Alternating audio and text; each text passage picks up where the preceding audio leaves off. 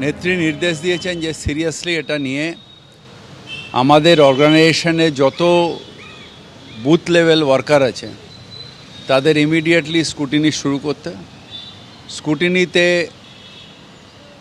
যে ভোটার এর অস্তিত্ব নেই, যে ভোটার চলে গেছে, যে ভোটার ভুয়ো, এইগুলোকে চিহ্নিত করে বার করে ডিটেলস লিস্ট করে ইলেকশন কমিশনে জমা দিতে। এবং এই কাজটা কাল সকাল থেকে আমি নিজেও শুরু করব এবং সবাইকে বলছি 2 সপ্তাহের মধ্যে এই কাজটা শেষ করতে।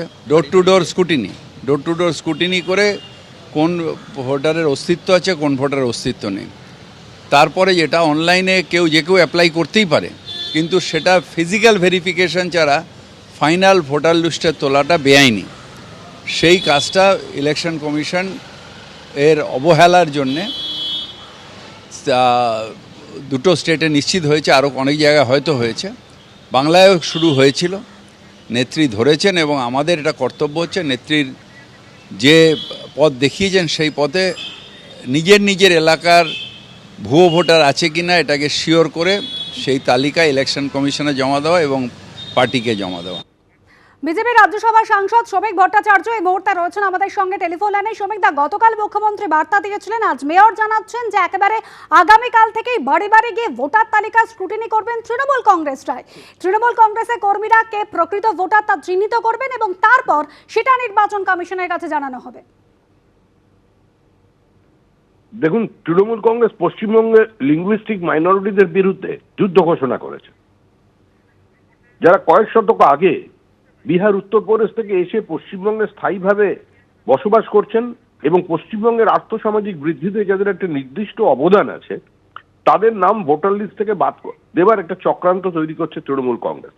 শুধু এখানেই থেমে থাকেনি, এদের চেষ্টা হচ্ছে চা বাগানে যারা বাংলা ভাষায় কথা বলেন না, আজকে তাদেরও চিহ্নিত করে তাদের নাম ভোটার লিস্ট থেকে বাদ দেওয়া। একইভাবে পশ্চিম মেদিনীপুর অঞ্চলের বেশ কিছু দক্ষিণ ভারতীয় মানুষ আছেন যারা দীর্ঘদিন ধরে ওখানে রেলের গোড়াপত্তনের সময় থেকে আছেন, তাদেরও নাম ভোটার লিস্ট থেকে বাদ দেওয়ার চেষ্টা করছেন। এটা একটা পরিকল্পিত চক্রান্ত। হিন্দু উদ্বাস্তুদের নাম ভোটার লিস্ট থেকে বাদ দাও, আর একই সঙ্গে বাংলাদেশ থেকে আগত মুসলিম অনুপ্রবেশকারী এবং রোহিঙ্গাদের ভোটার লিস্টে নাম ঢোকাও।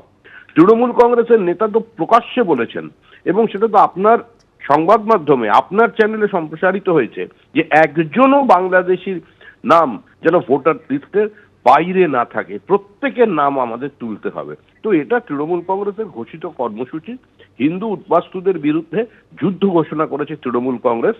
এই বিভাজনের রাজনীতির বিরুদ্ধে আজকে পশ্চিমবঙ্গের দলমত নির্বিশেষে সমস্ত মানুষকে রুখে দাঁড়ানো উচিত। কারণ ভাষার ভিত্তিতে রাজ্য গঠনের সময় আমরা তার নীতিগতভাবে আমাদের অবস্থান আমরা তার বিরুদ্ধে ছিলাম। আজও শুধুমাত্র ভাষাকে কেন্দ্র করে মানুষে বিদ্বেষ তৈরি করা এবং এখানে হিন্দিভাষী বাংলাভাষীদের মধ্যে সংঘাত তৈরি করবার যে রাজনীতি তৃণমূল কংগ্রেস নিয়েছে, বাংলার শুভবুদ্ধি সম্পন্ন মানুষ সেটাকে প্রত্যাখ্যান করবে।